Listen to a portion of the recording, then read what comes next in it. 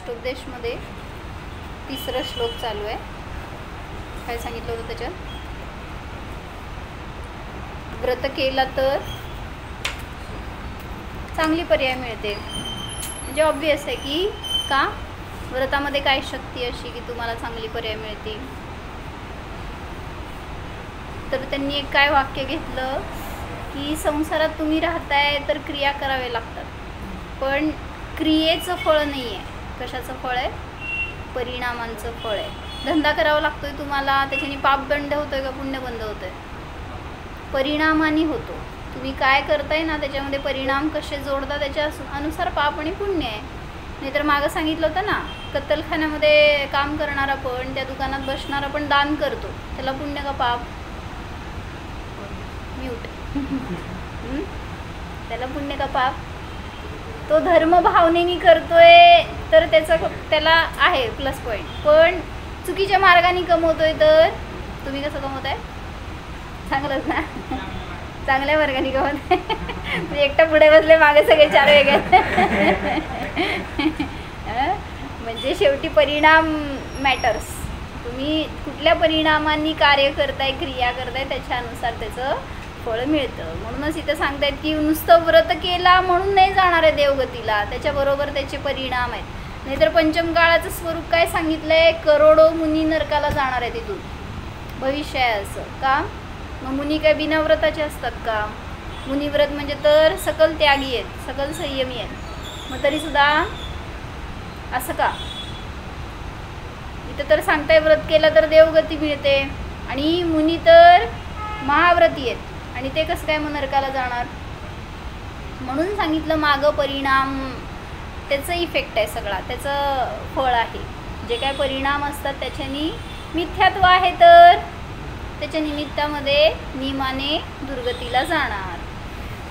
म्हणून असं एक कोणी जीव आहे, किंवा आता आपण अनेकांचं उदाहरण बघतो की जे व्रतादी करून चांगल्या गतीला गेले, आणि अव्रताच्या असंयमाच्या परिणामाने कुठं जातो? दुर्गतीला जातो. मग आम्ही बघितलं होतं मध्ये काय असंयम केल्याने काय काय लॉस आहे. जसं की असंयम केल्याने काय होतं? पराधीन होतो. परत काय काय सांगितलं होतं असंयमाचं फळ? बोल. म्हणजे असंयम केल्याने कशाही होतो, विभावामध्ये अडकतो. किंवा विचार करा ना, असंयम म्हणजे तुम्हाला काय वेळेचं भान नाही, विवेक नाही, हिताचा विचार नाही, असे प्रवृत्ती सुरू होते जो असंयमी असतो. ह्याच्या उलटं सांगा, जो संयमी असतो त्याला काय फायदा होतो?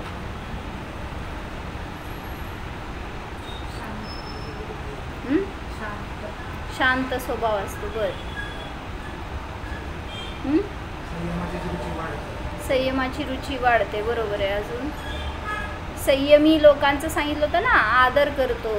संयमाचा आणि संयमीचा आदर असतो. जो कोणी स्वतः संयम करतो त्याला आपल्यापेक्षा किंवा आपल्यासारखं संयम करणाऱ्यांचा आदर असतो. सहजतेने एक ट्युनिंग जुळती म्हटल्यावर त्यांचं करण्याला तो अनुमोदना करतो, त्यांच्यानुसार करण्याचा प्रयत्न करतो. अजून संयम कशाय नाही होत. बर बर. हां, स्वाधीनता येते का? कारण मी इच्छा केली तर तसं मी कार्य करणार आहे ना. मग माझा संयम आहे तर माझं कंट्रोल राहतो स्वतःवर. सगळ्यात महत्त्वाचं म्हणजे निरर्गल प्रवृत्ती नाही होणार. संयम केल्याचं फळ म्हणून तो जीव स्वतःचा विचार करायला जाईल. कारण असंयमी आहे तो शरीराचा आणि पराचा विचार अधिक करेल. संयमी आहे तो संयम घेतलाय ना, तर काय करावं लागणार आहे त्याला?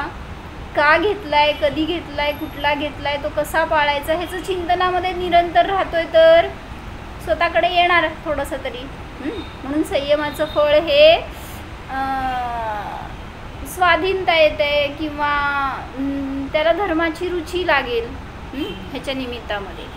म्हणून सांगितलं भारतामध्ये संयम आहे, पाकिस्तानमध्ये जास्त संयम आहे का? का असंयम आहे. म्हणजे तुम्ही असंयमी झाला असं वाटलं मला आज उलट. काय त्यांनी केला अटॅक म्हणून तुम्ही अटॅक करायचा. काय झालं? चांगलं केलं का वाईट केलं काय अनुमोदना करू नका. फुकट मरणाऱ्यांचं सगळ्याचं पाप तुम्हाला. म्हणून ते न्यूज वाचलं तरी निर्मळ राहावा, शांत राहावा, काय नेता राहावा. जर चांगलं केलं वाईट केलं म्हटलं तर कुठं जाणार हो? वाचूच नाही, हे नाही करणार. वाचणार की सगळे वाचणार, मी पण वाचले. म्हणजे त्याला मला म्हणायचं की आपण त्यांना फुकट ते जे मेले मारले त्यांचं कार्य ते केले, मी फुकट त्याचा भागीदार होणार. म्हणून सांगायला हिंसेचं आपल्याला फळ नको आहे ना.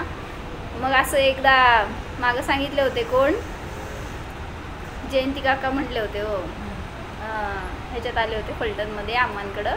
आणि त्यावेळेस त्यांनी म्हटले अम्मांना, म्हटले ते तिथं रक्षक आहेत म्हणून तर आपण इथं चांगले आहे, आपल्याला म्हणून जीवन आहे किंवा आपल्या जीवनाची रक्षा करायला ते तिथं उभारलेत आणि मग आपण त्यांना सपोर्ट करायचं नाही का, त्यांना प्रमोट करायचं नाही का, त्यांचं उत्साह वाढवायचं नाही का असं. माताजी म्हणाले की तुम्ही त्यांच्यामुळं जिवंत आहे का तुमच्या स्वतःच्यामुळं जिवंत आहे? ते कुठं तुम्ही कुठं. आणि ते तिथं असताना सुद्धा ते तुम्ही मेलात तर समजा कुठला अतिरेकी घुसला आला कसा आणि मुंबईमध्ये तुमचे नव्हते का तिथं त्यावेळेस तैनात, काय म्हणायचं ते सोल्जर्स, मग तरी सुद्धा झालं का नाही मुंबईमध्ये सगळं. म्हणजे त्यांच्यामुळं जिवंत आहे ही मान्यता नको. आणि त्यांना आपलं काय निषेध नाही किंवा सपोर्ट पण नाही. जे असेल ते त्याचं कार्य त्यांनी करतायत, आपलं कार्य आपण करतोय. ज्याच्या त्याच्या शेवटी कर्माच्या अनुसार तुमची गती आहे, तुमची स्थिती आहे. म्हणून सांगायचं आहे, कोण संयमी कोण असंयमी स्वतःचा निर्णय करा. त्यांच्या निमित्तात आपल्याला असंयमी अविवेकी कशाही व्हायचं नाही आहे. त्यांनी ते कार्य केलं म्हणून आपण पण तेच केलं, काय झालं फरक? म्हणून आत्मानुशासनमध्ये एक उदाहरण दिलं त्यांनी की एक वाघ असतो, काय म्हणले समोर बस माझ्या, वाघ असतो एक, आणि तो काय करत असतो, एका गावामध्ये सगळ्या प्राण्यांना जाऊन मारत असतो, सतवत असतो. सगळे तिथले लोक भयभीत झालेले असतात. आणि तिथं 10 गायींना एका दिवशी त्यांनी मारलं. असं अनेक दिवसांमध्ये म्हणा. तर ते मारल्यावर सगळे लोक चवताळले आणि म्हणले की काय तर त्याचा बंदोबस्त करायला पाहिजे.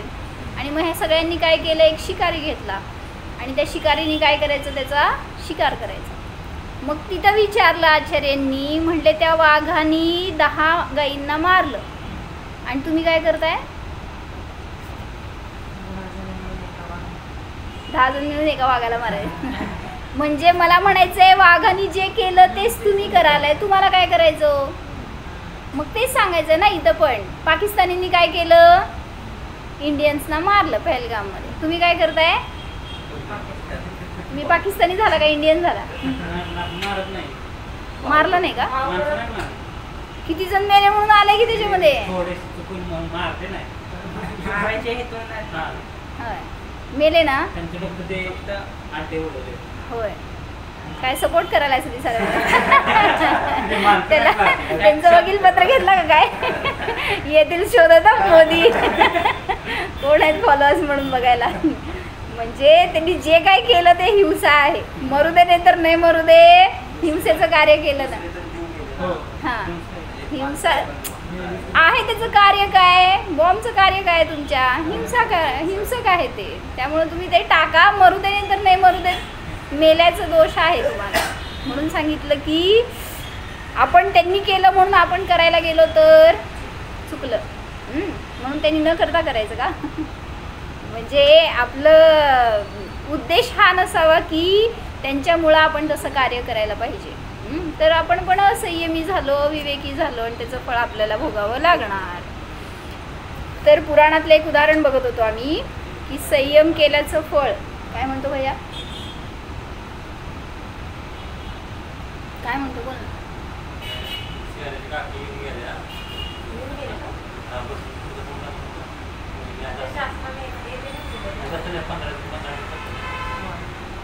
कोण?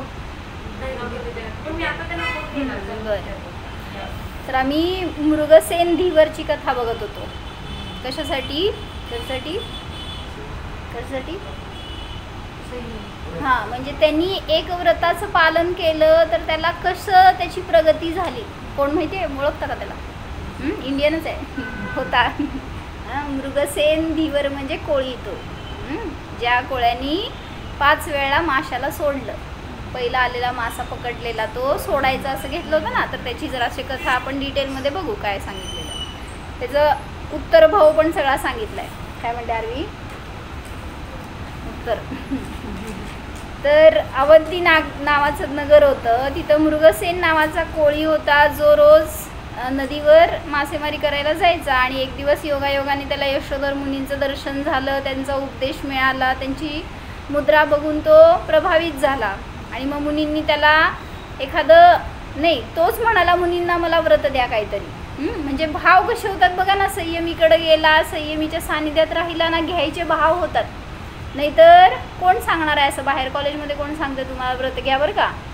काय म्हणायचं पूर्वा, पुण्याला गेला कोण सांगणार आहे पुण्य करा म्हणून इथं राहावा, कुठं बाहेर जायचा विचार नाही ना काय? तर सांगायचं की व्रत देण्याचा तोनी अनुरोध केला. मग मुनींनी त्याला सांगितलं की हा तर महाहिंसक आहे, आणि हा कसं काय आज असं इतका नरम झालाय, हा कसं काय शरण आलाय. पण त्यांनी अवधी ज्ञानाने जाणलं की ह्याचं आयुष्य थोडं राहिलंय आणि त्याच्यामध्ये अंतरंगात आता पवित्र परिणाम जागृत झालेत. त्यामुळे त्यांनी त्याला नियम दिला की जाळ्यात अडकलेला पहिला मासा काय करायचा, तू सोडायचा. ॲट एनी कॉस्ट, काही पण होऊ दे, तू त्या माशाला मारायचं नाही. मग ठीक आहे म्हणला तो. आणि त्यांनी काय केलं, त्या माशाला गेल्यावर आज मासेमारीला त्या माशाला गळ्याला दोर बांधला ओळखण्यासाठी. आणि झालं काय पुढं सांग. 4-5 वेळा त्यांनी अनेक ठिकाणी वेगवेगळ्या ठिकाणी जाऊन टाकलं जाळं, तरी सुद्धा त्याच्यामध्ये तोच मासा आला. आणि मग त्यांनी नियम केला होता म्हटल्यावर तो नियम त्यांनी मोडला नाही.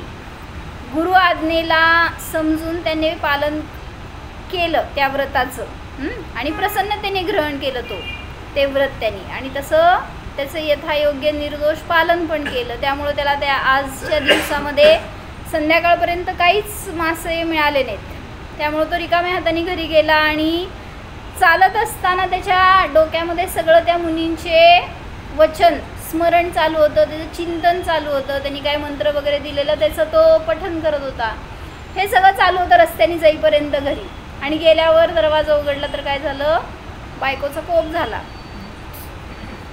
रिकाम्या हाताने का आला म्हणून तिने जोरात दार बंद करून घेतलं आणि सांगितलं बाहेरच काढायची रात्र आज. आणि तिथे एक जुनं लाकूड होतं, त्याच्यावरच तो झोपला. त्या लाकडामध्ये सर्प होता, त्याचा रात्रीतनं दंश झाला. मरत असताना सुद्धा त्यांनी त्या मंत्राचं स्मरण करत होता. म्हणजे कसं परिणाम झाले एका दिवसामध्ये, असं मुनींच्या वचनाचा प्रभाव. मंत्र स्मरण करत झोपी गेला, सर्पदंश झाला, त्याच्यामध्येच तो मरण पावला. सकाळी त्याची स्त्री बाहेर आली आणि तिने पाहिलं तर तिला अत्यंत दुःख झालं. आणि तिने निदान केलं की हाच पती मला मिळू दे. काय सनी बया नाही प्रेरणा, हाच पती पुढच्या भवात मिळू दे असं म्हणून तिला स्वतःचा पश्चाताप झाला की आपण का असं केलं, त्याला रात्री बाहेर झोपवलं. आणि मग तिने सुद्धा त्या अग्नीमध्ये प्रवेश केला असं सांगितलं त्याच्या चितेबरोबर. तर आता एका व्रताचं फळ त्यांनी किती चांगले परिणाम केले ना, त्या परिणामाचं फळ स्वरूप त्याचे भाव कसे बदलले पुढचं हे सांगतात. दुसऱ्या भवामध्ये विशाल नावाची एक नगरी होती. त्या नगरीमध्ये राजा, त्याचं नाव होतं विश्वंभर आणि त्याची पत्नी होती विश्वगुणा. त्याच नगरात एक सेठ होते ज्यांचं नाव होतं गुणपाल आणि त्यांची पत्नी होती धनश्री. त्यांना एक मुलगी होती सुबंधू नावाची.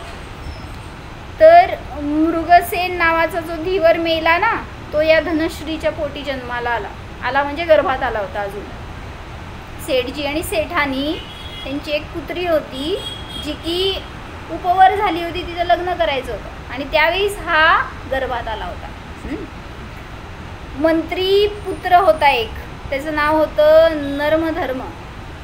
तर तो मंत्री आपल्या मुलाचं लग्न त्या मुलीशी करू इच्छित होता, पण तो कुमार्गी होता. कोण? मंत्रीपुत्र होता तो कुमार्गी होता. पण त्यांनी गेला राजाकडे आणि त्याला राजाला सांगितलं की त्या मुलीचा विवाह माझ्या मुलाशी करून द्या. पण मुलाचा स्वभाव चांगला नव्हता आणि तो अजैन होता म्हटल्यावर हिचे वडील तयार झाले नाहीत. पण राजाला विरोध कसा करणार आता? मग काहीतरी संकट आपल्यावर येईल म्हटल्यावर त्यांनी काय केलं, सेठला हे मान्य नव्हते कारण मंत्रीपुत्र कुकर्मी होता. राजाने गुणपालला म्हणजे वडिलांना त्या मुलीच्या मंत्रीपुत्रासाठी आग्रह केला त्याच्याशी लग्न कर म्हणून. पण सेठजींनी राजापासून वाचवण्यासाठी त्याला नकार देता येत नाही राजाला म्हटल्यावर त्यांनी काय केलं, रात्रीतनं गाव सोडायचं ठरवलं. असं पण कसं करू शकतो जीव, म्हणजे सगळं सोडून पूर्ण जावं लागणार होतं त्यांना कारण जीवावर बेतणार होतं.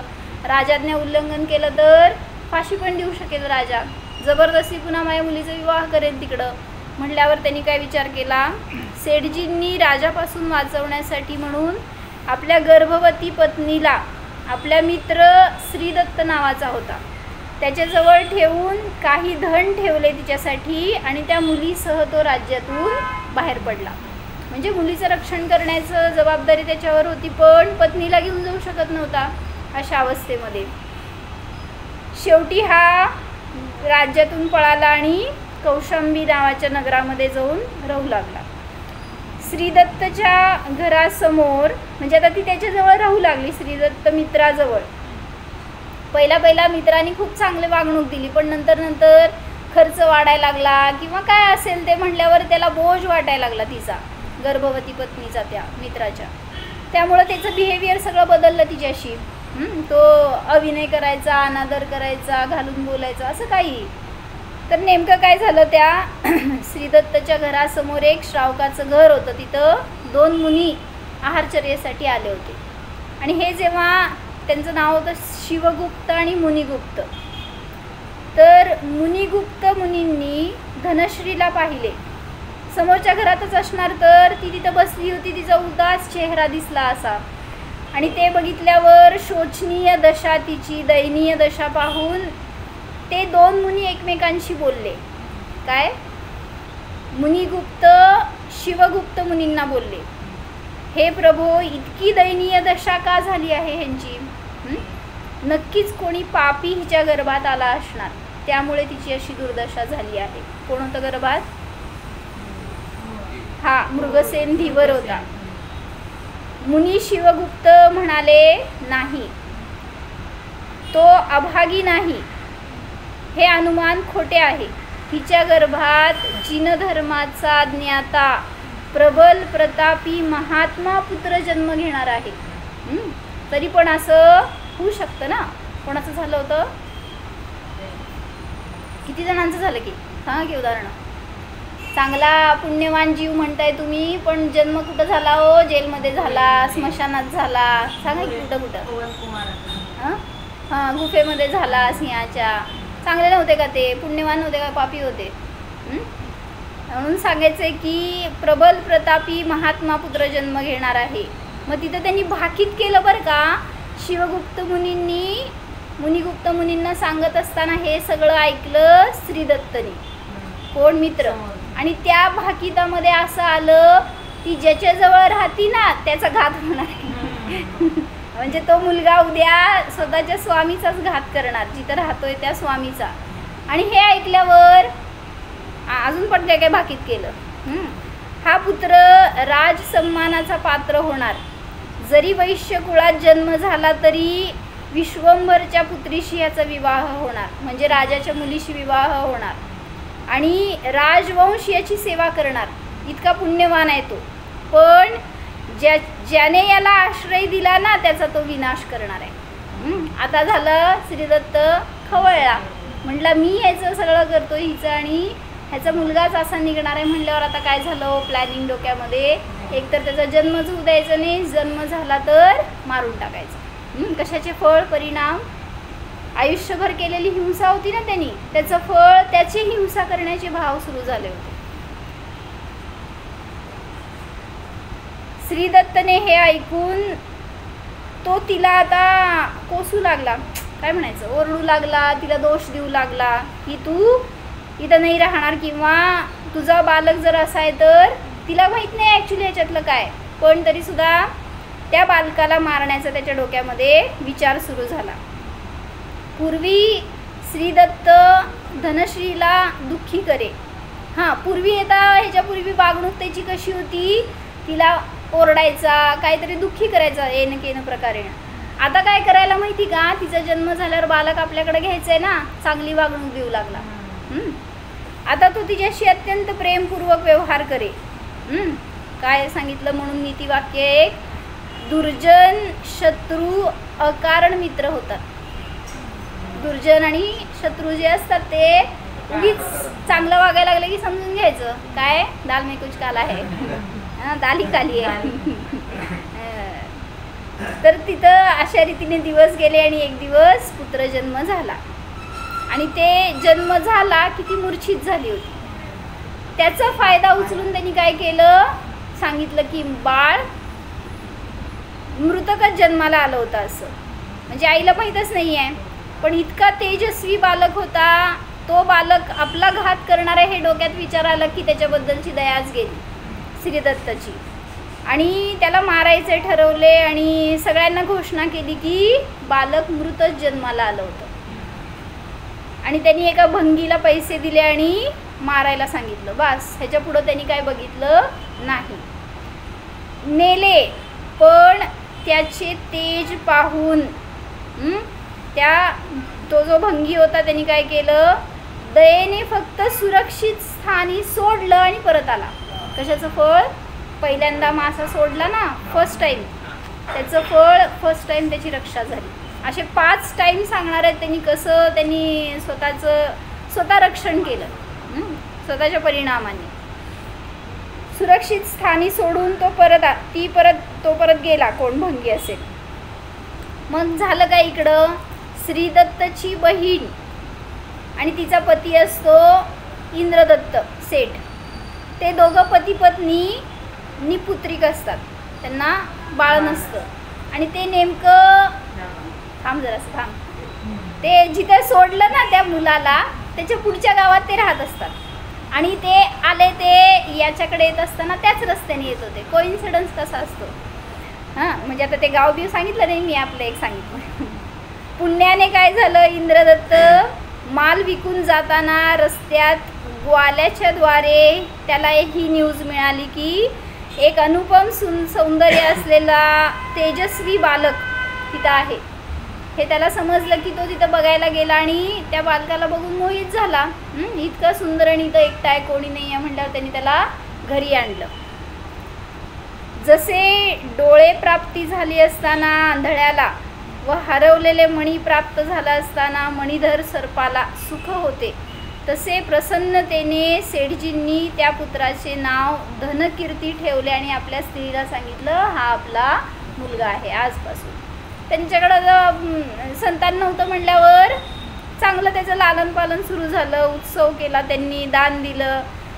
चांगल्या मोठ्या घराण्यामध्ये गेला तर त्याचं सगळं चांगली आवाभगत झाली.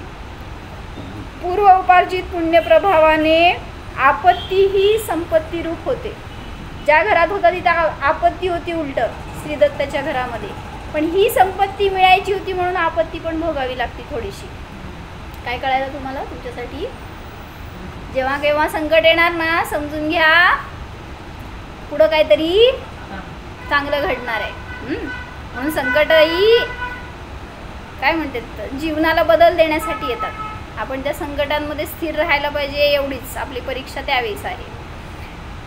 जेव्हा ही बातमी, हे सगळं झालं ना, हे श्रीदत्तला माहीत नव्हतं पण समजलंच. काय झालं, असं न्यूज थांबत नाहीत कुठं. ही न्यूज पापी श्रीदत्तला कळली तेव्हा त्याने बहिणीकडे जाऊन तिच्या नवऱ्याला मायाचारीनेच बहीण आणि पुत्राला घरी नेण्याची परवानगी मागितली. बाळ झालं, आता बाळ आहे तर त्यांना दोघांना मी घरी घेऊन जातो. मनात मायाचार काय होता, मारायचं आहे त्याला. कसं मारणार, इथं तर मारू शकत नाही, घरी घेऊन गेलं तर काहीतरी करता येईल. मायाचारीने त्यांना दोघांना घरी आणलं. दुष्ट लोकांच्या मनात एक तर क्रियेत दुसरेच असते. सज्जन लोकांच्या मनात कोणाकडे बघू मन वचन काय मध्ये सरलता असते, एकरूपता असते. आणि दुष्ट लोकांच्या कुटिलता असते, मनामध्ये एक, वचनामध्ये एक आणि क्रियेमध्ये एक. पापी श्रीदत्त ही याच श्रेणीचा दुष्ट होता. म्हणजे त्याच्या मनात एक होतं, वचनात दुसरं होतं, क्रियेमध्ये तिसरंच होतं. आताही त्याने चांडाळाला पैसे दिले आणि बाळाला मारायला दिले. पण पुत्राच्या सुंदरतेवर दया आल्याने चांडाळाने त्या बाळाला गावाबाहेरील पहाडाच्या गुफेमध्ये सोडले. सेकंड टाइम झालं. स्वतःची रक्षा कशी त्यांनी त्या, तुम्ही म्हणताय माशाला वाचवलं, पण ॲक्च्युली त्यांनी स्वतःचीच रक्षा कशी केली आहे. त्या गुफेमध्ये सोडलं होतं. तिथं कोण नव्हतं ॲक्च्युली गुफेमध्ये. संध्याकाळच्या समयी ग्वालांना एक दृश्य दिसले. ग्वाला म्हणजे आरवी काय म्हणायचं, गवळी. तर ते गायींना सोडून बसले होते ना एका ठिकाणी. तर त्यांना हे दृश्य दिसलं की काही गायी त्या गुफेमध्ये जाऊन त्या बालकाला घेरा करून उभी होती आणि त्यांच्या स्तनातून दूध पाजरत होते. कसलं पुण्य जबरदस्त. तुम्हाला वाटतं तुमच्या घरातलंच तुम्ही खाऊ पिऊ घालताय. ज्याला जिथं मिळायचं असतंय ना त्याला तिथं बरोबर मिळतं. तर तो दूध प्राशन करून तिथं राहत होता. आता त्या ग्वाल्यांनी ही बातमी गवळ्याला सांगितली. गोविंद नावाचा तो गवळी, तो सुद्धा निपुत्रिक होता. काय झालं, जे भेटले ते सगळे असलेच. पुत्रवत त्याने आपल्या घरी घेऊन गेला आणि त्याचे पालन केले. तो बालक रतिपतीपेक्षाही सुंदर होता, म्हणजे कामदेवापेक्षा सुद्धा सुंदर होता. नीलकमलाप्रमाणे त्याचे नेत्र होते. त्याची सगळी सुंदरता वर्णन करून सांगितली. हळूहळू तो सर्व कलांमध्ये पारंगत झाला. कोणाचा मुलगा, इतक्या धनाढ्य सेठजींचा मुलगा, पण कुठून कसं फिरत आता एका गवळ्याच्या घरी आहे. तारुण्यामध्ये त्यांनी पदार्पण केलं, पण त्याला लिहायला वाचायला काही शिकता आलं नाही. गवळीचा पोरगा गवळीच बनला. पण जिवंत राहिला, त्याचे रक्षण झालं हे महत्त्वाचं. एक दिवस श्रीदत्त परत आलाच. तूप घेण्यासाठी त्याच्याकडे गेला. ते फिरून काय म्हणतात, संबंध व्हायचा असेल ना कुठं पण जावा, भेटणारच. पण आता ते छोटं नव्हतं, मोठं होतं. ओळखलं, ऐक. श्रीदत्त तूप घेण्यासाठी त्याच्याकडे आला. धनकीर्तीवर नजर पडताच ओळखले.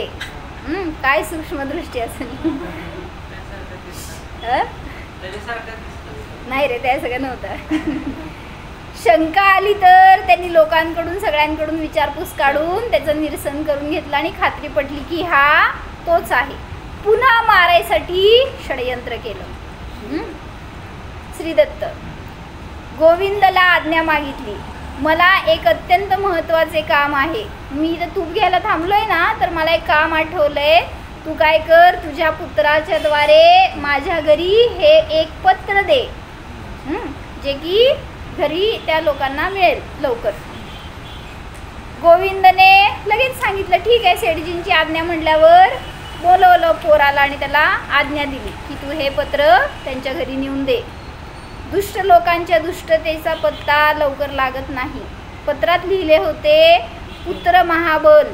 कोण होता? श्रीदत्ताचा मुलगा होता. आता हा महाबल कोण कळतंय ना, श्रीदत्त वगैरे. आता माझ्याबरोबर आहे ना सगळेजण. तर तो पुत्र महाबल लिहिलं होतं त्यामध्ये पत्रामध्ये.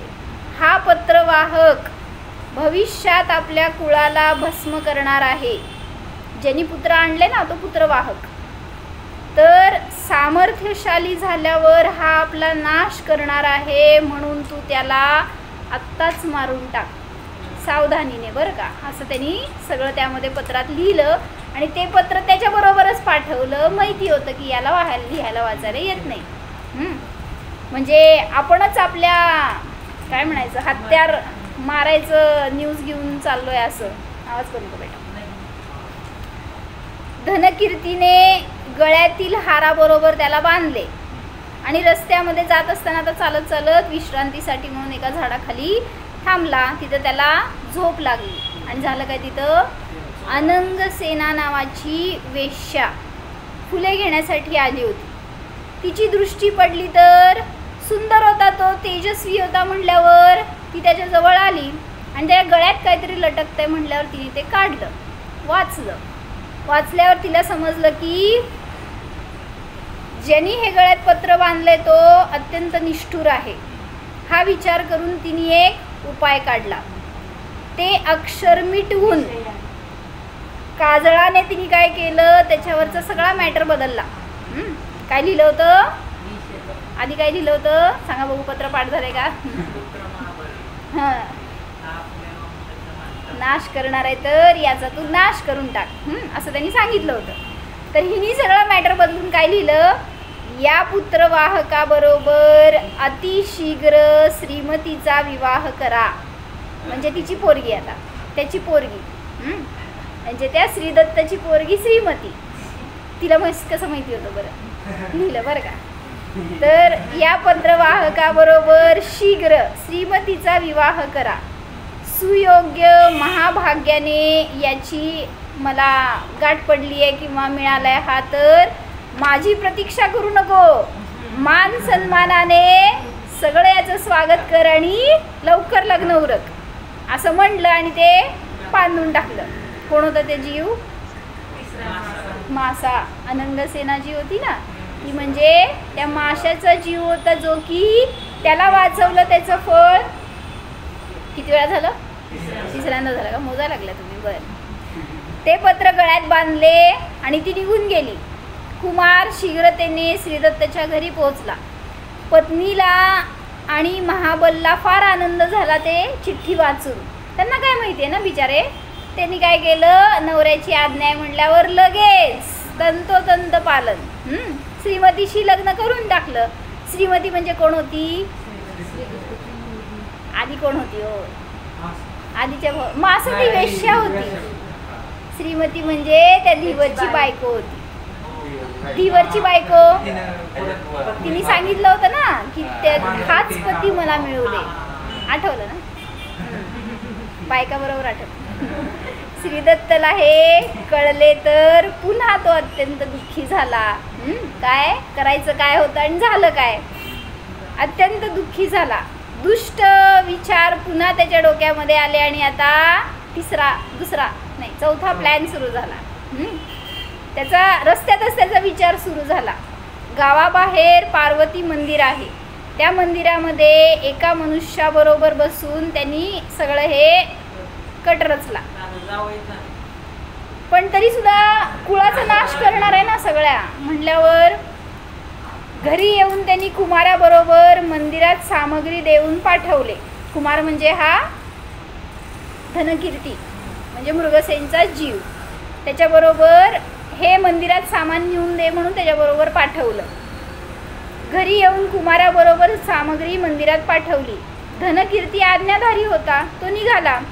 रस्त्यात महाबल भेटला. तो म्हणाला, ही सामग्री तू कशाला घेऊन जातोयस? नवीन नवरा आहेस तू, आता घरात आलायस, जावई झालायस, मी नेतो. काय झालं? तिथं बसवला होता माणूस आणि त्याला सांगितलं होतं, जो येणार हे सामग्री घेऊन त्याला संपव. कुमाराला घरी पाठवले आणि तो मुलगा स्वतः तिकडं गेला. कोण मुलगा? काय नाव होतं? महाबल. तो त्या मंदिराकडे निघाला. कुमारला घरी पाठवले. सत्यच आहे, पित्याच्या पुण्याने संतानाची वृद्धी होते. सनी भैया काय सांगितले? पित्याच्या पुण्याने संतानाची वृद्धी होते व पित्याच्या अधर्माने संतानाचे अधपतन होते. काय कळलं?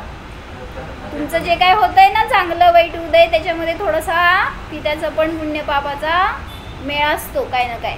तुमच्या पुण्याचा आहे का पापाचा आहे? जेवढे पिता पुण्यवान तर तुम्हाला त्याचा थोडासा अंश येतो चालत चालत, आणि पाप असेल तर त्याचं फळ तुम्हाला सुद्धा भोगावं लागतं थोडंफार. महाबलपुत्र ती सामग्री घेऊन मंदिराकडे गेला तर जसं आज्ञा सांगितली होती तसं शूट ॲट साईट, काय म्हणतात, शूट आउट. तर त्यांनी काय केलं, त्या महाबलला मारून टाकलं, तो मेला. आता ही न्यूज कळाली श्रीदत्तला. पुन्हा तो दुःखी झाला. किती वेळा वाचला हो? 4 वेळा झाली बरं का. आता लास्ट टाइम. आता तो पुन्हा त्याचा प्लॅन सुरू झाला डोक्यामध्ये, कसं मारायचं. तो अत्यंत दुःखी झाला कारण एकुलता एक मुलगा होता, तो पण मेला. पत्नीला सगळं सांगितली युक्ती आणि तिला म्हटला की लाडू बनव आणि काय कर, त्यामध्ये विष घाल. पण ते विषाचे लाडू वेगळे प्रतीक भैया, आणि खायचे लाडू साधे असते ते छोटे कर आणि विषाचे लाडू मोठे कर. म्हणजे आयडेंटिफाय करायला येईल ना. फक्त त्यांनी सांगितलं की विष घालून लाडू कर म्हणून. चौथा मासा नव्हे, 4 वेळा एकाच माशाला 5 वेळा वाचवलं ना, मग ही 4थी वेळ झाली. आता मंदिरामध्ये जात असताना त्याला मारणार होते ते वाचला, आता ही लास्ट वेळ. तर तो त्यांनी सांगितलं विषयुक्त लाडू कर, जे की ते खाल्ला की मरेल या उद्देशाने. जावयाला ते उज्ज्वल लाडू दे. उज्ज्वल म्हणजे विषयुक्त, ते उज्ज्वल, आणि दुसरे ते मळकट.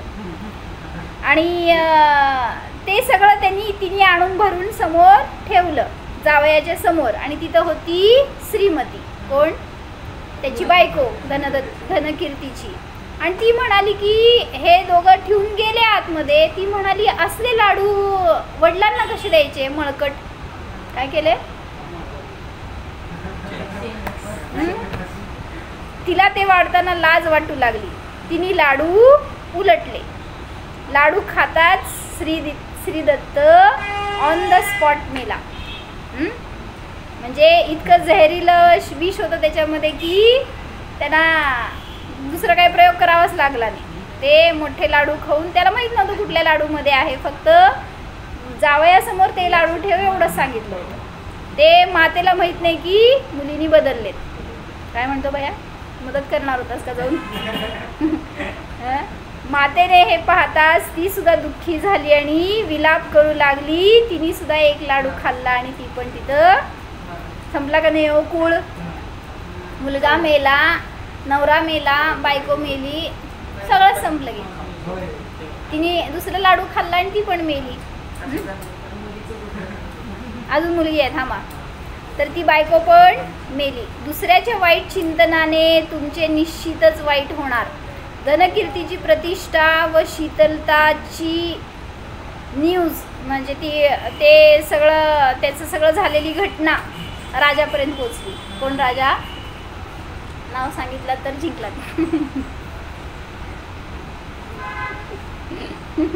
नाव काय होतं, रिवाइंड करून ऐकताय का काय. त्याच्या पुढं विश्वंभर राजा होता.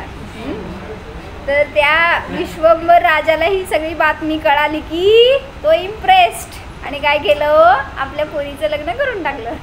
झालं हे सगळं त्याचं न्यूज ऐकून. इतक्या तो संकटातनं वाचला किंवा इतका तेजस्वी आहे, इतका गुणवान आहे, हे सगळं ऐकून काय झालं, म्हणजे सगळं बाकीत खरं ठरलं की नाही मुनींनी सांगितलेलं. हां हां, तेव्हा काळात लय लग्न करायची. 32 लग्न केलेत त्यांनी पुढे. ऐक, संसारात एक घाबरला का काय, एक करायचं परेशानी आहे पण. तर विश्वंभरने आपल्या पुत्रीचा विवाह त्याच्याशी करून दिला. हुंड्यामध्ये खूप धन दिले. राजसेठाची पद प्राप्त झालं. सांगितलं होतं ना, राजघराणं त्याची सेवा करेल सगळी. संसारात एकही अशी वस्तू नाही जी जिनधर्माच्या प्रभावाने प्राप्त होणार नाही. सेठ गुणपाल धनकीर्ती. सेठ गुणपाल कोण, सनीभाई, सेठ गुणपाल कोण. हां, म्हणजे धनकीर्तीचा वडील, खरे वडील जे होते ते सेठजी. धनकीर्तीचे पिता जे होते गुणपाल, त्यांना ही सगळी कथा समजली. आता ते शीघ्र उज्जैनीमध्ये आले आणि पिता पुत्रांचं मिलन झालं. धनकीर्ती हा किती पुण्यवान आहे किंवा त्याचं सगळं काय काय झालं ते आतापर्यंतची न्यूज कळाल्यावर त्याच्याबद्दल अजून बहुमान आला. त्याला अजून तो काय म्हणायचं, पित्याचं त्याच्यावर प्रेम उमडलं. आणि आता धनकीर्ती सुखाचा भोग घेत जगू लागला. त्याच्यामध्ये त्याला धर्माचं सगळं सानिध्य मिळालं. तर दान, पूजा, ध्यान ह्याच्यामध्ये तो वेळ घालवू लागला. सर्वजण यशोध्वज मुनींच्या दर्शनाला गेले. तेथे अनंग सेनावेशाही आली होती, जी की त्या माशाचा जीव. मग त्यावेळी तिथं प्रश्न विचारला मुनींना त्यांनी, पुत्राचे काय असे, माझ्या पुत्राचे म्हणजे कोणी विचारला, गुणपाल सेठजींनी, की माझ्या मुलाचं असं काय पुण्य आहे की ज्याने तो अचल कीर्तिवान झाला. बाल्य अवस्थेतच भयंकर उपसर्गातून तो सुटला, त्याला इतक्या यशाची धनाची प्राप्ती झाली, ह्याचं रहस्य काय, असं मुनींना विचारलं. तर मुनी 4 ज्ञानाचे धारी होते. कुठले कुठले 4 ज्ञान? 4 ज्ञान हे केवल कुठून आले? कुठले ऋत्विक सांग 4 ज्ञान माहिती आहेत?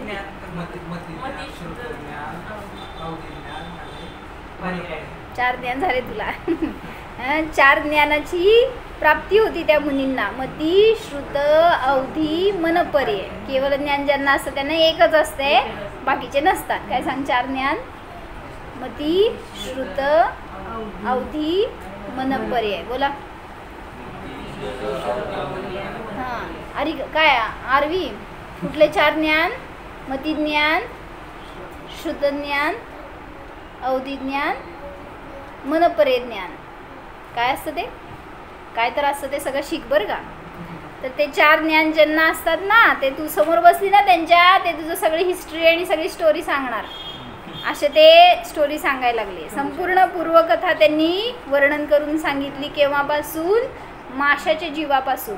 आणि ती माशा म्हणजे वेश्या आहे हे समजलं. त्या वेश्येला सुद्धा उपरती झाली की आपण काय केलं कुकर्म हे नको करायला पाहिजे. तिने सुद्धा अहिंसा व्रत घेतला, त्याचा प्रभाव जाणला आणि ती व्रती झाली मुनींकडून व्रत घेऊन. धनकीर्ती, श्रीमती आणि वेश्या कोण कोण होते सांगा? धनकीर्ती म्हणजे मृगसेंधीवर, श्रीमती त्याची बायको पूर्व अवस्थेतली, आणि वेश्या म्हणजे माशाचा जीव. तिघांनाही त्याच समयाला जातीस्मरण झालं. जेव्हा मुनींनी सगळं बाकीच सांगितलं काय त्यांचं घडलेलं होतं ते ऐकताच त्यांना जातीस्मरण झालं. तिघांनाही वैराग्य झालं आपलं सगळं पूर्वकथन ऐकून, आणि ते सगळे त्या मुनींकडून दीक्षित झाले. कसं फटकन दीक्षित झाले. तुम्हाला पण मी तुमची स्टोरी सांगणार आहे मागची. बस ही सगळी आपली स्टोरी आहे. नाही सांगता सुद्धा न सांगता सुद्धा सगळ्याला वैराग्य व्हायला पाहिजे. हे सगळं ऐकून त्यांचं आपलं तर किती वर्स्ट असणार आहे. ह्यांचं तर अजून किती बिचाऱ्यांनी एका व्रतातनं एवढं उद्धार करत गेले. आपण तर किती व्रत घेतली, मोडली, सोडली आणि परत इथंपर्यंत भरकटतोय. सांगितले बघ कथा. चलो वैरागी आता. बस कंडिशन ठेवतोय. असं तिघेही विरक्त झाले, दीक्षा घेतली आणि ते चांगल्या गतीला गेले. धनकीर्ती आहे तो सर्वार्थ सिद्धीला गेला. कुठं असते सर्वार्थ सिद्धी? कुठं तर वर असते. कुठं असते प्रतीक? सर्वार्थ सिद्धी कुठे असते सनीमया? वर बघताय का काय? दिसतंय का? बरोबर आहे. तर 5 अनुत्तर म्हणायचं. 5 अनुत्तरांमधलं एक स्वर्ग आहे ते, म्हणजे जस्ट सिद्धशिलेच्या खाली. तर अशा उत्कृष्ट स्वर्गामध्ये धनकीर्ती गेला. कोण कोण होता, कोण झाला, कोण कुठं गेला? काय होता असं तू, काय झाला असं रे, असा कसा वाया गेला असं रे? तिथनं नाही, तिथनं काय चान्स नाही वर. तिथून खाली यावंच लागतं इथं, कारण देवगतीत आहे. हां, तो नियमाने मोक्षाला जाणार, एक भवावतारीच असतो. पण ते देवगतीतले जीव आहेत. देवगतीमध्ये संयम नाही आहे, असंयम आहे. मग तिथून येऊन नियमाने तो संयम अंगीकार करणार, मुनी होणार, आणि पण 33 सागर तिथं राहावं लागणार. म्हणजे असंख्यात वर्ष आहेत ती. आणि मग तिथून येऊन इथं पुन्हा साधना करणार, दीक्षा घेणार आणि मग मोक्षाला जाणार. म्हटलं की 1 केसाचं अंतर आहे असं सांगितलं जातं. पण हात हॅलो बिलो करायला येत नाही. सिद्ध बघत बसलेले नसतील खाली तुमच्याकडं, ते स्वतःमध्ये आहेत. आणि मोक्ष म्हणजे सिद्धशिला आहे, सिद्ध नाही आहे तिथं. सिद्धशिला म्हणजे ती शिळा आहे, पण पृथ्वी आहे ती ॲक्च्युली एक. आणि ह्याच्या वर सिद्ध आहेत ना, ते 3 वातवलयाच्या शेवटच्या वातवलयामध्ये त्यांचं डोकं लागलंय अशा ठिकाणी आहेत. त्यांच्यामध्ये पण खूप अंतर आहे ॲक्च्युली. सिद्धशिलेवर म्हणजे त्या दगडावर बसलेले नाही आहेत सिद्ध भगवान. ते पृथ्वी खाली राहिली, त्याच्यानंतर 3 वातवलय आहेत, त्यांची जाडी भरपूर आहे. आणि मग सगळ्यात शेवटच्या वातवलयामध्ये ते वर त्यांच्या डोक्या जाऊन टच झालेले आहेत अशा अवस्थेमध्ये. कशासाठी सांगत होते, म्हणजे एका व्रताचं फळ त्याला इतकं चांगलं मिळालं म्हणून सांगितलं व्रत करणारा जीव काय होतो, नियमाने चांगल्या पदाला प्राप्त होतो, चांगल्या गतीला जातो. म्हणून आपल्या जीवनामध्ये पण संयम अंगीकार करणं किती आवश्यक आहे ह्याचं महत्त्व आपल्याला ह्याच्यावरून समजतं. हो,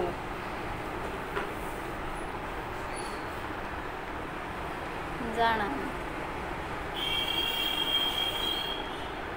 हा मी संयम धर्म स्वरूप आहे. माझ्यामध्ये असंयम स्वभाव नाहीच.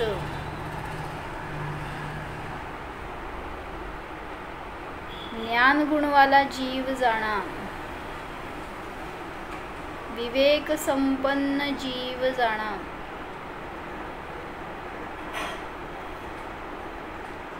अजर अमर जीव जाणा. पहा, या जीवाचा घात करणारा या विश्वामध्ये कोणीही नाहीच. अविनाशी स्वरूप आहे, जाणीव करा.